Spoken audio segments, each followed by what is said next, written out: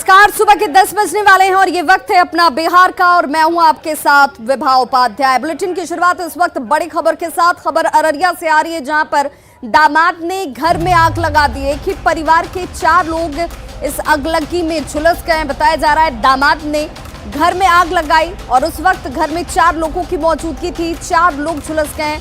मां बेटे की भागलपुर जाने के दौरान मौत हो जाती है। वहीं पिता और बेटी का इलाज इस वक्त पलासी के बरहट की ये घटना।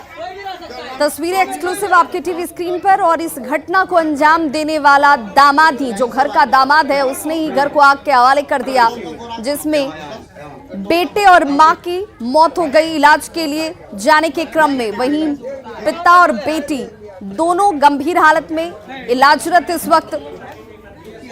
और अररिया से सहयोगी सतीश कुमार हमारे साथ इस वक्त ज्यादा जानकारी के साथ ऑनलाइन पर जुड़ गए हैं। सतीश, इस घटना के पीछे क्या वजह बताई जा रही है? जी, मैं बतला दूं कि दरअसल ये 2 से 3 बजे की सुबह की घटना है। और जो मामला जो छन के आ रही है वो ये है कि दरअसल ये 3 तलाक से जुड़ा हुआ मामला है। और एक पंचायती हुई थी, लड़का चाह रहा था दूसरी शादी करने को, तो दूसरी शादी कर भी लिया उसने।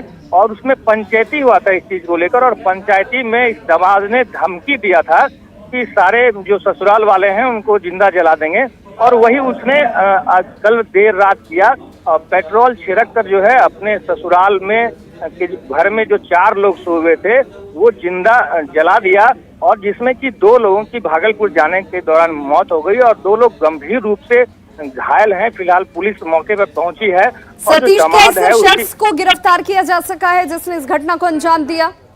जी बिल्कुल नहीं, अभी गिरफ्तारी नहीं हुई है। पुलिस जो है अभी घटनास्थल पर है और गिरफ्तारी करने की बात कह रही है। और अररिया से एक बहुत बड़ी खबर और दिल को दहला देने वाली खबर है। जी बिल्कुल, बहुत बहुत शुक्रिया सतीश इस तमाम जानकारी के लिए। तो देखिए दामाद ने किस तरीके से यहाँ पर अपने ससुराल पक्ष के 4 लोगों को आके हवाले कर दिया, जिनमें बेटा और मां की मौत हो चुकी है, जबकि पिता और बेटी दोनों गंभीर हालत में इलाजरत हैं।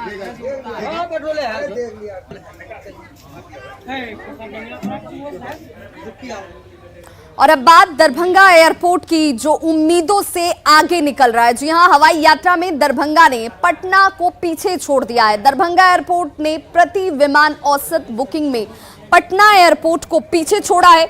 यानी कि एक दिन में औसतन अगर विमानों की आवाजाही की बात की जाए तो पटना एयरपोर्ट की तुलना में दरभंगा एयरपोर्ट से विमानों की आवाजाही ज्यादा हो रही है। यात्रियों की संख्या लगातार बढ़ती हुई पटना में एक विमान में जहां औसतन 110 से 125 यात्रियों की आवाजाही इस वक्त हो रही है, वहीं दरभंगा में औसतन ये संख्या 150 यात्रियों की है। 1 सितंबर की अगर संख्या की बात की जाए तो दरभंगा आने वाली 10 विमानों में 1440 यात्रियों ने बुकिंग कराई।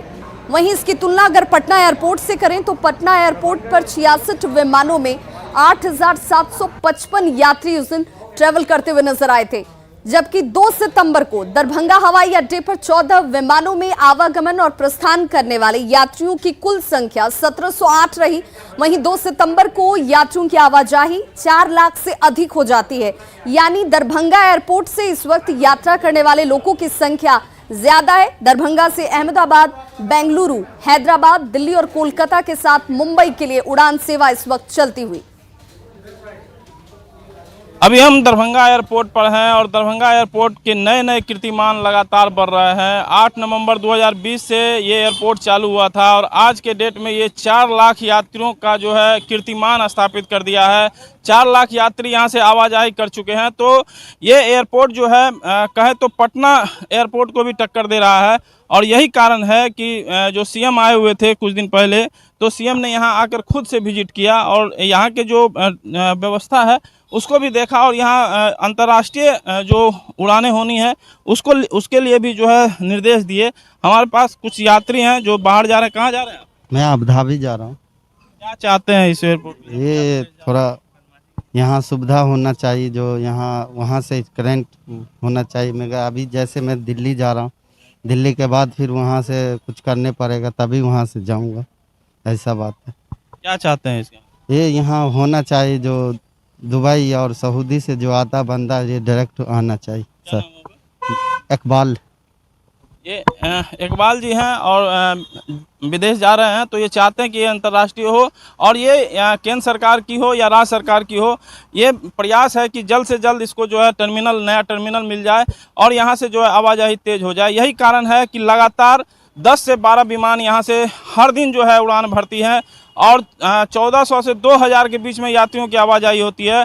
और यही सब कारण है कि बहुत जल्द एयरपोर्ट जो है नया कीर्तिमान बना दिया और 4 लाख यात्रियों की जो संख्या है वहां तक पहुंच गया। विपिन कुमार, न्यूज़ 18 दरभंगा।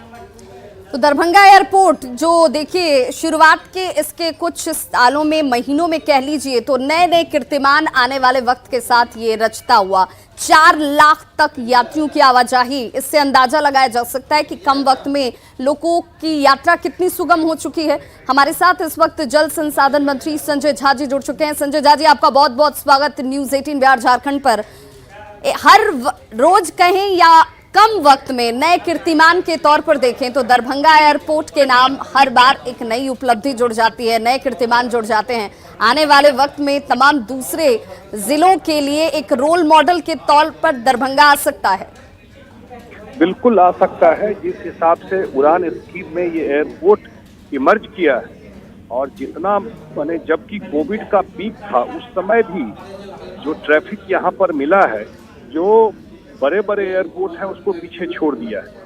अब हम लोग का सारा फोकस इसका इंफ्रास्ट्रक्चर इम्प्रूव करने में है। इसमें सबसे बड़ी बात, अभी बिहार सरकार ने, अभी मुख्यमंत्री गए भी थे 2 दिन पहले और उन्होंने सैंक्शन किया है। 2-3 वहाँ प्रॉब्लम भी था कि एक तो आपको इसका जो दीवार है, आउटर वॉल, वो बिल्कुल व्यू बाहर से दिखाई पड़ता है, तो उस पर बिहार सरकार ने सैंक्शन कर दिया है। इमीडिएटली काम शुरू हो जाएगा। उसके बाद वहाँ नील गाय का आ जाना समस्या रहता है, उसके लिए भी काम शुरू हो जाएगा।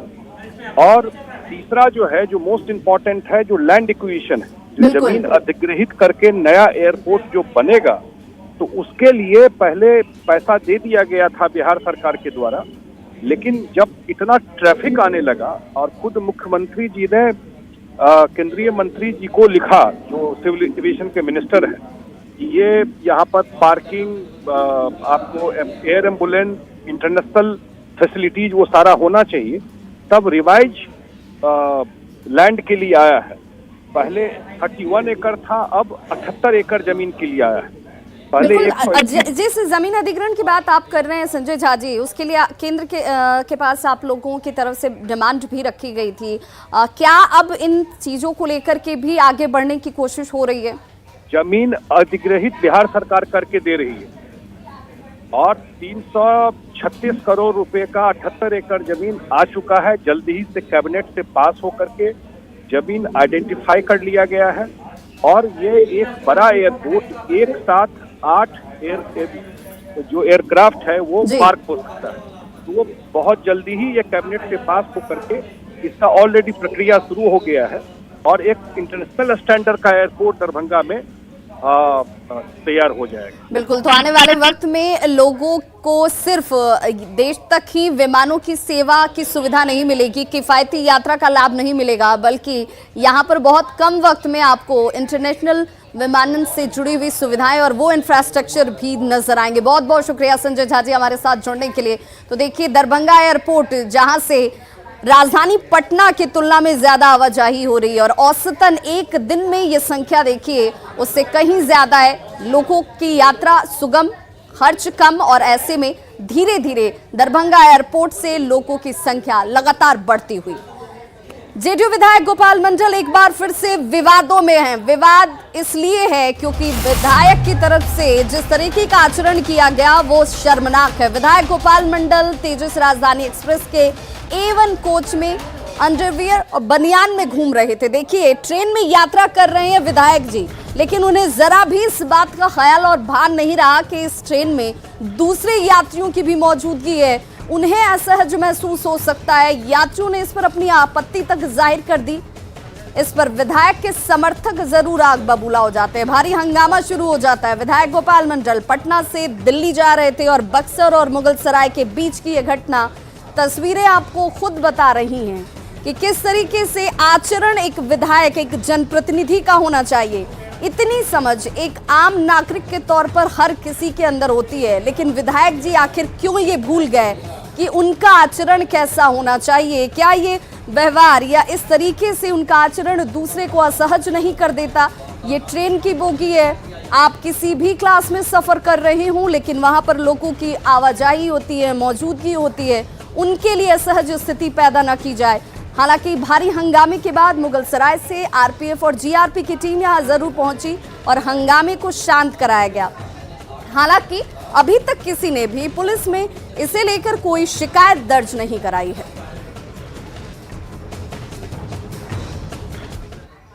तो देखिए, ये कोई पहला मामला नहीं है जब भागलपुर से जेडीयू विधायक गोपाल मंडल का विवादों से नाता जुड़ गया हो। ये वही गोपाल मंडल हैं जिनके बयान इतने विवादित रहे हैं। उन बयानों को भी हम आपको दिखाते चले।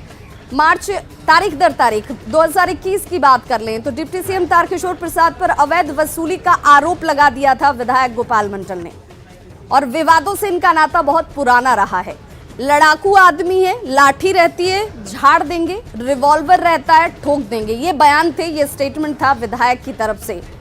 बांका के बौसी में जमीन हथियाने पहुंच गए और स्थानीय लोगों ने उन्हें घेर लिया था। ये मार्च 2021 और ये इसी साल के उनके विवादित बयान या आचरण कह लीजिए। जनवरी 2021 की बात कर ले, एमपी एमएलए बनने के लिए मसल्स पावर और मुंह में बोली होनी चाहिए, ये कहा था विधायक गोपाल मंडल ने। उन्होंने कहा कि एमपी और एमएलए बनना चाहते हैं तो आपके पास मसल्स पावर होनी चाहिए। बीजेपी के प्रत्याशी ने पीएम के मंच पर मुझे टोका नहीं और इसीलिए वो चुनाव हार गए। जनवरी 2021 की ये विवादों के बयान गोपाल मंडल के आपके सामने। और कोरोना को लेकर के बैरिकेडिंग जो की जाती है वो हटाने के बाद उन्होंने कहा था कि मैंने जानबूझकर इस बैरिकेडिंग को हटवाया था ताकि इस पर सवाल उठाए जाएं, लोग इस पर सवाल उनसे करें, और ये सब कुछ जानबूझकर सोच समझ कर किया गया। कोरोना काल में पूजा को लेकर के भी विवाद सामने आ गया था इनका, जब भागलपुर के बूढ़ानाथ मंदिर में हंगामा करते हुए नजर आए। इन्होंने कहा कि पूजा मैं जरूर करूंगा जब मंदिर में आवाजाही पर एक आम और खास सबके लिए पाबंदी थी।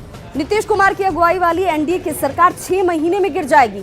इनका बयान देखिए किस तरीके से सामने आता है, और ये सब वो बयान है जो विवादों के साथ इनके नाते को गहरा करते चले गए। और एक बार फिर से इनका आचरण जो है वो सवालों के घेरे में और बेहद शर्मनाक। दिल्ली पहुंचे जेडीयू विधायक गोपाल मंडल ने अपनी विवादित हरकत पर सफाई दी है। संवाददाता अमितेश कुमार ने गोपाल मंडल से बातचीत की, क्या उन्होंने कहा जरा आप भी सुनिए। जेडीयू विधायक गोपाल मंडल से।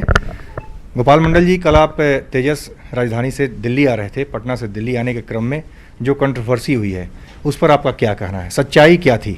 कहा जा रहा है कि आप अंडरवियर बनियान में घूम रहे थे। ये बात सच्चाई है। हम जब वेटिंग रूम में थे, पहले तो 2 बार डेरा में लेटरिन गए, वेटिंग रूम में थे, वेटिंग रूम में 1 बार गए तो हम सोचे ठीक हो गए। उसके बाद फिर जब ट्रेन पर चढ़े ना, कुछ ही देर के बाद खुलने के बाद हमको लेटरिन लग गई ऐसा कि एक अब लगा कि लेटरिन कपड़े में हो जाएगा, फटाफट खोले। हमारा कोनो अथी जंघिया जो था ना, छोटा नहीं था, बड़ा जंघिया था, गंजी बड़ा था, इससे झपा गया। तो उसमें हम तेज़ी से हम सोचे लेटरिन कर लें। जा रहे थे, एक लड़के ने हमारा हाथ पकड़ लिया। कहाँ जा रहे हैं नंगा होके? यहाँ पर बहू बेटियाँ रहती है। अब रहती भाई 60 साल हमारा उम्र है, हमें एमएलए है, हमको जाने दो, पैखाना करेंगे चले आएंगे। गमछी नहीं लपेट सके, गमछी हमारी धोना पर था, नहीं लपेट सके।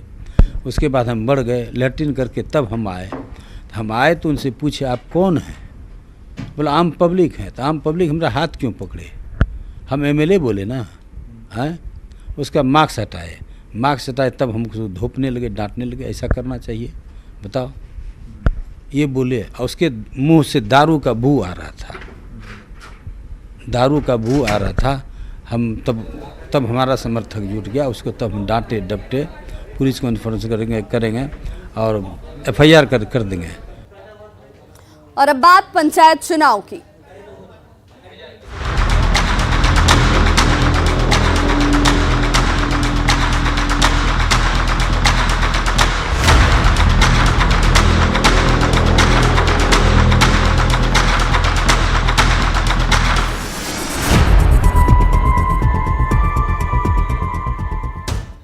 बिहार बिहार में होने वाले त्रिस्तरीय पंचायत चुनाव के नामांकन का आज दूसरा दिन है। कल से इसकी शुरुआत हुई है और पहले दिन 565 प्रत्याशियों ने विभिन्न पदों के लिए नामांकन दाखिल किया, जिसमें 491 प्रत्याशियों ने ऑफलाइन नामांकन पत्र दाखिल किया है। आयोग ने इस बार ऑनलाइन नामांकन की भी सुविधा दी है। पहले चरण में 10 जिलों के 12 प्रखंडों में नामांकन की प्रक्रिया की शुरुआत हुई है और 8 सितंबर तक नामांकन पत्र दाखिल किए जा सकेंगे, जबकि नामांकन पत्रों की स्क्रूटनी यानी कि जांच जो है वो 11 सितंबर तक होगी। 13 सितंबर तक नामांकन पत्र वापस लिया जा सकता है, ये उसकी अंतिम तारीख है और इसी दिन सभी प्रत्याशियों को चुनाव चिन्ह जो है वो आवंटित कर दिया जाएगा। पहले चरण का मतदान 24 सितंबर को होना तय किया गया है और इस बारे में ज्यादा जानकारी दे रहे हैं संवाददाता संजय कुमार। बिहार में होने वाले त्रिस्तरीय पंचायत चुनाव के लिए नामांकन की प्रक्रिया शुरू हो गई है और नामांकन प्रक्रिया के पहले दिन कुल मिलाकर बिहार में 565 प्रत्याशियों ने अपना नामांकन दाखिल किया है। इसमें ऑनलाइन आवेदन करने वालों की संख्या है, जबकि ऑफलाइन 491 प्रत्याशियों ने अपना नामांकन दाखिल किया है।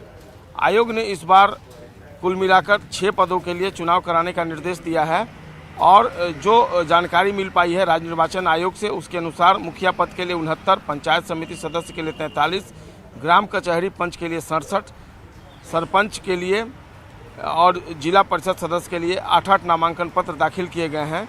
कुल 6 पदों के लिए इस बार चुनाव हो रहा है, जिसमें मुखिया, वार्ड सदस्य, पंचायत समिति सदस्य, जिला परिषद सदस्य, पंच, सरपंच के पद शामिल है। राज्य निर्वाचन आयोग ने 11 चरणों में चुनाव पूरा करने का निर्देश दिया है। पहले चरण में 10 जिलों के 12 प्रखंडों में नामांकन की प्रक्रिया शुरू हुई है। पहले चरण के लिए 8 सितंबर तक नामांकन पत्र दाखिल किया जाएगा। इसके बाद नामांकन पत्रों की जांच 11 सितंबर तक की जाएगी, जबकि 13 सितंबर तक नामांकन पत्र वापस लिया जा सकता है। 13 सितंबर को ही सभी प्रत्याशियों को चुनाव चिन्ह आवंटित कर दिया जाएगा। पहले चरण का मतदान 24 सितंबर को किया जाना पहले से तय है। इस बार जिन जिलों में पहले चरण में चुनाव हो रहा है उसमें रोहतास, कैमूर, गया, नवादा, औरंगाबाद, जहानाबाद, अरवल, मुंगेर, जमुई और बांका का नाम शामिल है और कुल मिलाकर चुनाव निष्पक्ष और शांतिपूर्ण हो, इसके लिए लगातार राज्य निर्वाचन आयोग भी मॉनिटरिंग कर रहा है। आज नामांकन प्रक्रिया का दूसरा दिन है और देखना होगा आज ऑफलाइन और ऑनलाइन दोनों में आवेदन जो नामांकन है वो करने वाले प्रत्याशियों की संख्या कितनी होती है। कैमरा पर्सन दीपक के साथ संजय कुमार, न्यूज़ 18 पटना। रोहतास जिले के नोखा प्रखंड के हथनी पंचायत से इस बार भी दादी मुखिया मैदान में हैं। 90 साल की उम्र वाली उर्मिला देवी पिछले 5 साल से मुखिया हैं और इस बार भी पंचायत चुनाव के लिए उर्मिला देवी ने कमर कस ली है। देखिए, ये हैं उर्मिला देवी, हथनी पंचायत से मुखिया और उम्र इनकी जान लीजिए 90 साल से ज्यादा है। उर्मिला देवी के काम से यहाँ के ग्रामीण बेहद खुश हैं। ज्यादा उम्र होने के बावजूद उर्मिला देवी रोजाना गाँव में पैदल घूमती हैं, लोगों की समस्याओं को सुनती हैं और फिर इसे दूर करती हैं। ग्रामीणों की माने तो पढ़ी लिखी होने की वजह से वो दादी मुखिया तमाम योजनाओं की जानकारी रखती हैं और उनके काम भी पूरे तरीके से वक्त पर करवाती हैं। हथनी पंचायत में 22 से 23 घंटे बिजली रहती है और सड़कें भी हैं, जिससे लोग बेहद खुश हैं।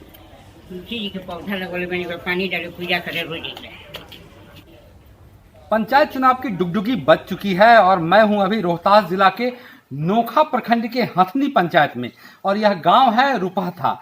मैं आपको दिखा रहा हूं, यह गांव की तस्वीर है। यहां पर पक्की सड़कें हैं, नल जल योजना का पानी है, बिजली है और गांव में जो पहुंचने का पथ है वो गांव कई रास्तों से होकर यहां लोग पहुंच सकते हैं। सबसे बड़ी बात मैं करने जा रहा हूं कि रोहतास जिला की सबसे बुजुर्ग और उम्रदराज महिला मुखिया से बात करेंगे, जिनकी उम्र अब लगभग 90 को छूने को है, लेकिन फिर भी वो इस बार भी पंचायत चुनाव में अपनी किस्मत को आजमाना चाहती हैं। उस उम्र में जब लोग जो हैं ज़्यादातर आराम करते हैं, गृहस्थ जीवन में चले जाते हैं, लेकिन फिर भी इस पंचायत की जो मुखिया हैं उर्मिला देवी, उनकी उम्र लगभग 90 को छूने को है, लेकिन फिर भी वो पूरी तरह से कार्यरत हैं और आगे भी किस्मत आजमाएंगी। हम बात करते हैं पंचायत की मुखिया से। बताइए, क्या क्या विकास के काम किए हैं आप? हम लोग नली गली और नल जल और बिजली का व्यवस्था सब कर चुके हैं और आप इसे जनता बहुत खुशहाल है। कोई बात का दिक्कत नहीं है, रोड भी बन चुका है गांव में, कोई बात का किसी का तकलीफ नहीं है, सब जनता 5 साल से आप मुखिया हैं, आगे भी मतलब कि लड़े आएंगे क्या मुखिया में? क्या भगवान माने भगवान इच्छा का है? इच्छा है, सेवा करना मैं चाहती हूँ। सब काम कीजिए, जन माने कॉलोनी और नल जल तरफ से शौचालय सारा चीज काम होगा। इनका उम्र लगभग 90 साल है, चुनाव लड़ने जा रही हैं, अभी भी मुखिया हैं। तो इनका बहुत ही जज्बा जो है अच्छा है। मुखिया जी का भी हौसला है कि हम लंबा उम्र हमारा हो कि हम इस गांव का सेवा करें।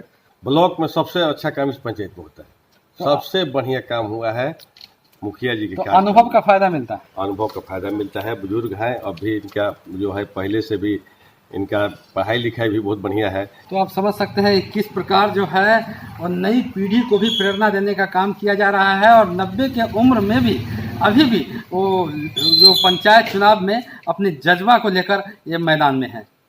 अजीत कुमार, न्यूज़ 18, सासाराम। किशनगंज के लाइन उर्दू मध्य विद्यालय का विवाद सुलझ गया है। उर्दू भाषी शिक्षक और स्कूल के प्रिंसिपल अंजार अलीम की जगह झरना बाला शाह को नए प्रधानाचार्य के तौर पर डीईओ ने ज्वाइन करवाया है। अब स्कूल में शिक्षा के बेहतर माहौल का दावा किया जा रहा है। स्कूल विवाद से जुड़ी खबर न्यूज़ 18 ने बुधवार को ही दिखाई थी।